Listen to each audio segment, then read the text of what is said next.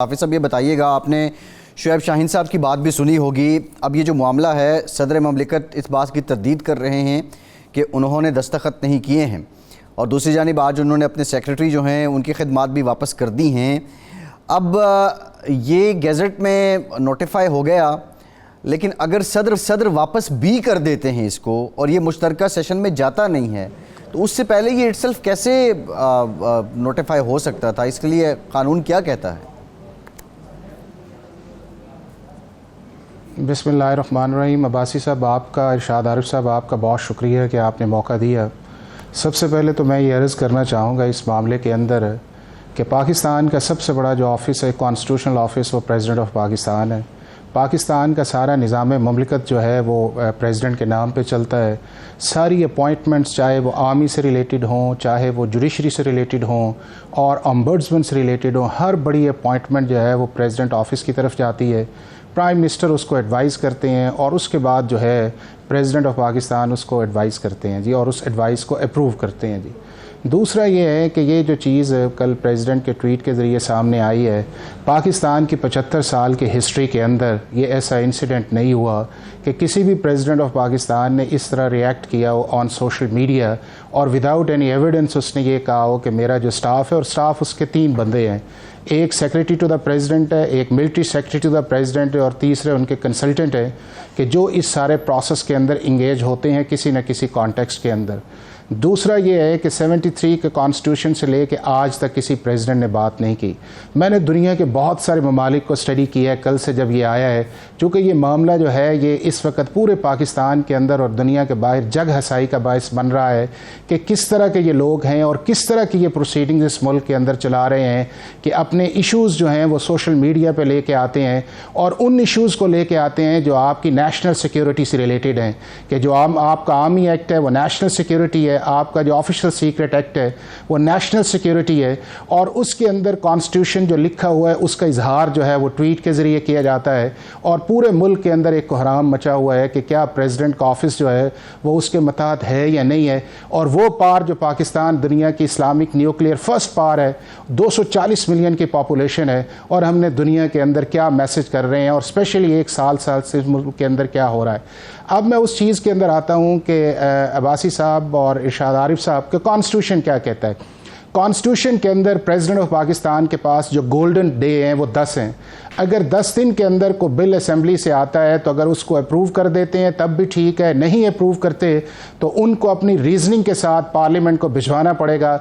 चूँकि पाकिस्तान के अंदर जो लेजिस्लेशन की पावर है वो पाकिस्तान की पार्लियामेंट के पास है। सदर पाकिस्तान जो है इस वक्त कॉन्स्टिट्यूशन के अंदर सिर्फ सेरेमोनियल हेड्स हैं, उनका सिर्फ ये काम है कि जो चीज़ भी पार्लियामेंट भिजवाए उसकी इंडोर्समेंट करें, और अगर वो इंडोर्समेंट पहला उन्हें ये कहा जाता है कि अगर आप नहीं करते, आप मुनासिब समझते हैं, चूँकि आप हेड ऑफ स्टेट हैं और एक पार्लियामेंट ने एक विंडो रखी हुई है, तो आप 10 दिन के अंदर जो है वो वापस पार्लियामेंट को अपनी रिजर्वेशंस इन राइटिंग करके भिजवाएं ताकि पार्लियामेंट उसका जॉइंट सेशन बुलाए, और अगर आपकी बात से मुत्तफिक है तो वो चीज़ें शामिल करें, नहीं है तो वापस भिजवाए और आप 10 दिन के अंदर करें।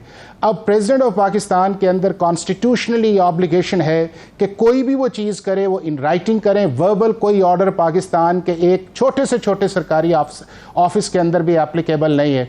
अगर उनके पास चीज़ आती है और अगर वो 10 दिन का टाइम जो है वो नहीं क्लियर करने दिया जाता, तो इसका मतलब ये है कि प्रेसिडेंट का जो राइट ऑफ वीटो था for reconsideration of the bill उन्होंने एक्सरसाइज नहीं किया, और कॉन्स्टिट्यूशन के अंदर कोई ऐसी चीज़ नहीं लिखी हुई कि प्रेसिडेंट जो है वो इंडेफिनेट पीरियड के लिए उस चीज़ को एक्सरसाइज करेंगे। जिस तरह आपका बड़ा मशहूर इंग्लिश का मकूला है कि आप जिस तरह कहते हैं जो मिस द बस, अगर आपने वो 10 दिन एक्सरसाइज नहीं किए, आपने अपना जो राइट था उसको वेव किया, जो आपका प्रेरोगेटिव था, और वो सिर्फ इस हद तक था कि आपको रिकन्सिडर करना चाहिए था कि आप करें।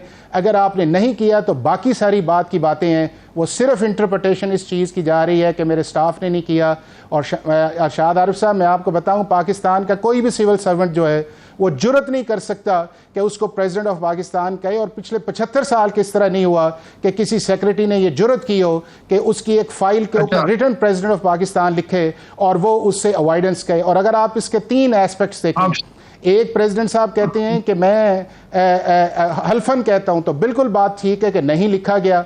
कि इनके साइंस के ऊपर। दूसरी ये है कि मैंने बार बार अपने सेक्रेटरी से पूछा, स्टाफ से पूछा, उन्होंने कहा कि जी हमने भिजवा दिया है। अब आप ये देखें, इसका मतलब ये है कि प्रेसिडेंट के कंसर्न्स थे, और वो कंसर्न सिर्फ एक दिन नहीं थे, वो कई दिन के लिए उनके कंसर्न्स थे। और मैं ये समझता हूँ कि प्रेसिडेंट ये कह सकते थे कि लाएं जी वो बुक कि जिसके अंदर डिस्पैच किया गया है, और लाएं वो चीज़ जो मेरा रिटन नोटिस है। चूंकि पाकिस्तान के अंदर एक सरकारी कॉन्स्टिट्यूशनल हाई ऑफिस से अगर कोई चीज़ दूसरी तरफ जाती है तो वो भी आपकी मदर ऑफ लेजिस्लेशन है, उसको आपने लिख के भिजवाना है, रिजर्वेशन देनी है। वर्बल नहीं कहना कि अपने सेक्रेटरी को कहें कि जी मैं अपना 10 दिन का कर रहा हूँ। झगड़ा मैं आपको बताऊं कहां से शुरू होता है। वो होता ये है कि चूंकि आपसे गुजारिश ये है, एक तो माजी में एक मिसाल मौजूद है जब सदर से की असेंट के बगैर एक कानून नोटिफाई कर दिया गया था। 93 की मैं बात कर रहा हूँ, जब मियां अजहर साहब को एडमिनिस्ट्रेटर मुकर्रर किया था दोनों ऐवानों के मुश्तरका इजलास की करारदाद के जरिए वजीर आज़म उस वक्त के नवाज शरीफ साहब ने, और सदर की मंजूरी के बगैर उसी दिन बाकायदा नोटिफाई कर दिया गया था, जिसको माना नहीं गया था।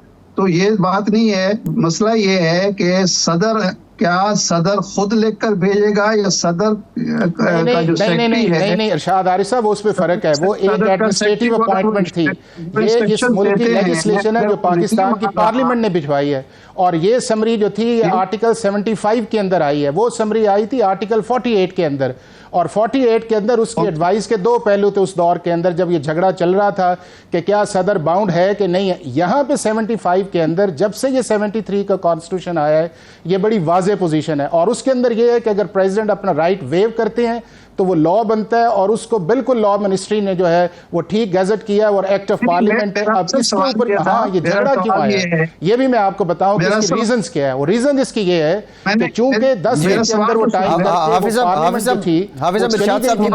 डिसॉल्व की गई थी, अब उस पॉइंट को सिर्फ ट्रिगर करने की कोशिश है, अदरवाइज इसके अंदर कोई जो है वो पोजीशन नहीं है। प्रेसिडेंट ने राइट वेव किया है, पार्लियामेंट सुप्रीम है, उन्होंने ठीक किया और उसका एक्ट ऑफ पार्लियामेंट बन गया है।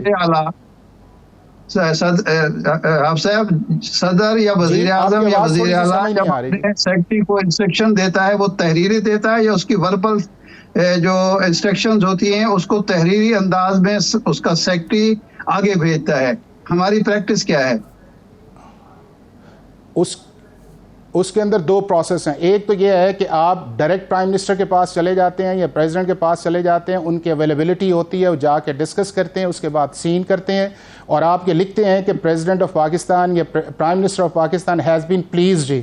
दूसरा उसके अंदर यह है कि कोई चीज़ अर्जेंट उस चीज़ के अंदर जाती है तो अगर प्रेसिडेंट या प्राइम मिनिस्टर अपने ऑफिस के अंदर नहीं होते तो आप उनसे वर्बल इंस्ट्रक्शंस लेते हैं, उन इंस्ट्रक्शंस को ट्रांसलेट करते हैं और जब प्रेसिडेंट और प्राइम मिनिस्टर वापस आते हैं तो आप उनसे सिग्नेचर्स लेते हैं। कोई पाकिस्तान के अंदर समरी या अपॉइंटमेंट जो है without the concurrence of the president और प्राइम मिनिस्टर नहीं हो सकती अगर लॉ के अंदर उसको ऑथोराइजेशन दी गई है। एक दूसरा इस चीज़ के अंदर यह है कि ये इसके अंदर तो अर्जेंसी थी नहीं, इसके अंदर 10 दिन का टाइम था जो प्रेसिडेंट के पास मौजूद था और प्रेसिडेंट ये भी नहीं है कि प्रेसिडेंट बाहर गए हुए हैं या उनकी जगह कोई एक्टिंग प्रेसिडेंट आए हुए हैं।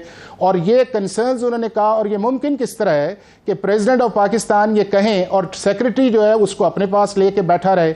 सेक्रेटरी किसी सूरत नहीं कर सकता। और मैं अब आपको बताऊं कि अगर कोर्ट के अंदर भी मामला जाएगा ये किसी की इंटरप्रिटेशन प्रिवेल अपॉन नहीं करेगी कि 75(1) क्या है, ए क्या है, बी क्या है। ये इरशाद आरिफ साहब ये फाइल्स बोलेंगी। अगर फाइल्स के अंदर प्रेसिडेंट ऑफ पाकिस्तान की नोटिंग मौजूद है, उनकी डायरेक्शंस मौजूद है, तो उसके बाद अगर प्रोसीडिंग्स जो है बगैर उसकी कॉन्फ्रेंस के ऊपर जो है गैजेट नोटिफिकेशन हुआ है ऑटोमेटिकली विशिएट हो जाएगा। और अगर प्रेसिडेंट ऑफ पाकिस्तान के उसके ऊपर कोई चीज़ नहीं है, उनकी टेबल के ऊपर फाइल पड़ी हुई है या उनके ऑफिस के अंदर फाइल पड़ी हुई है और उन्होंने कोई उसके ऊपर नहीं लिखा, तो इसका मतलब यह है कि प्रेसिडेंट ऑफ पाकिस्तान आर्टिकल 75(1) के अंदर केस फॉल करता है और उसके अंदर ये एक्ट ऑफ पार्लियामेंट बन गया है। लेकिन इस चीज़ के अंदर से जो जगह साई इस चीज़ के अंदर पूरी दुनिया के अंदर हो रही है उसकी क्रेडिबिलिटी आपके पाकिस्तान के गवर्नेंस कॉन्स्टिट्यूशनल सिस्टम के ऊपर एक आम आदमी से से लेके स्टूडेंट ऑफ लॉ तक जो है वो अपने कंसर्न शो कर रहे हैं कि ये किस तरह का मुल्क है, किस तरह के लोग हैं कि अपने इन चीज़ों को जो है वो उन सोशल मीडिया पे लेके आते हैं। और ये भी जो अकाउंट आया ये आपका प्रेसिडेंट का पर्सनल अकाउंट से आया, कोई ऑफिशियल प्रेसिडेंट अकाउंट से नहीं आया। और उसके अंदर ये है कि पूरी दुनिया के अंदर ये है कि आपके हमसाया मुल्क जो है वो देखें वो क्या कह रहा है, दुनिया के दूसरे मुल्क क्या कह रहे हैं कि क्या ये प्रेसिडेंट है, क्या ये लोग हैं कि प्रेसिडेंट ऑफ पाकिस्तान अपने 2 लोगों को काबू नहीं कर सकता। तो बेहतर यही था कि इसकी इंक्वायरी करते, चीज़ करते और उनके साथ एविडेंस के साथ आते। और मैं ये समझता हूं कि अगर एविडेंस होती और ये चेयरमैन सेनेट को, स्पीकर नेशनल असेंबली को कन्वे करते, लॉ मिनिस्ट्री को, तो ये गैजेट नोटिफिकेशन उसके 2 दिन बाद हुआ है, ये नोटिस रुक जाना था और ये इस मुसीबत में हम सारों ने नहीं आना था कि इसकी हाइपोथेटिकल और प्रोविजनल एक्सप्लेनेशंस जो है वो मीडिया के अंदर आके करें कि प्रेसिडेंट ठीक है या प्रेसिडेंट गलत है। असल ये है कि कॉन्स्टिट्यूशन जो कहता है वो बिल्कुल ठीक है।